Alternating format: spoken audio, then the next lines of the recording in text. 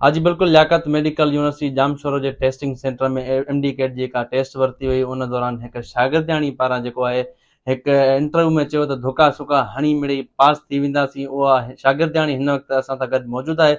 अचो संदसि सां ॻाल्हि ॿोल कयूं त उहा धोखा सुखनि वारो जुमिलो जेको आहे तमामु घणी मशहूरी माणियो आहे। हिन वक़्तु उन शागिर्दियाणी सां पाण ॻाल्हि ॿोल कयूं। वरी सभ खां पहिरियों तव्हां पंहिंजो नालो ॿुधाइजो, किथां खां मुंहिंजो तालीम नालो हासिल आहे कई आहे? उमेदा चांडियो ऐं मुंहिंजो तालुक जेको आहे उहो हैदराबाद खां आहे। बेसिकली त असां दादू जा आहियूं, लेकिन हैदराबाद में इलाही टाइम थियो आहे असां शिफ्ट थी विया आहियूं। अच्छा, अवां आला तालीम हासिल किथे कई आहे? पोइ मीडिया ते इहो कीअं चयो त मां धोखे सुखे ते मां जेका तालीम हासिल कई आहे उहा मां शुरू खां आर्मी पब्लिक स्कूल में कई आहे, ऐं जेको मां इंटर क्लियर कयो आहे उहो मां कयो आहे हयात गर्ल्स कॉलेज मां।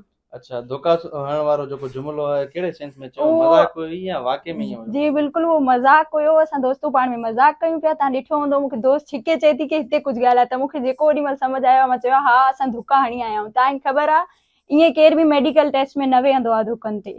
अच्छा, हिन वक़्तु सॼी सिंध अंदरि अवां जेको आहे अवां जो जुमिलो जेको आहे जी जी मशहूरु थी वियो आहे, कीअं पिया अवां फील कयो हुनखे? फील जेके सुठा माण्हू आहिनि उन्हनि लाइ त थैंक यू सो मच, बाक़ी जेके बुरा माण्हू आहिनि उन्हनि लाइ बि थैंक यू सो मच जो प्रमोट कनि पिया असांखे। इहा उमेद त न हुई, असां त मिड़ई मज़ाक में इहो जुमिलो चयो हुयो, लेकिन पोइ बि थैंक यू सो मच। अच्छा, अवां सां गॾु जेके सहेलियूं हुयूं उन्हनि जी तयारी कीअं हुई? उन्हनि जी तयारी बि सुठी हुई, लेकिन मूंखे उन्हनि जे मार्क्स वग़ैरह जो न आहे ख़बर। अच्छा, उन्हनि बि धोखा सुखा हया हुते? हा इलाही सभिनि हया आहिनि धोखा सुखा त। ठीकु आहे।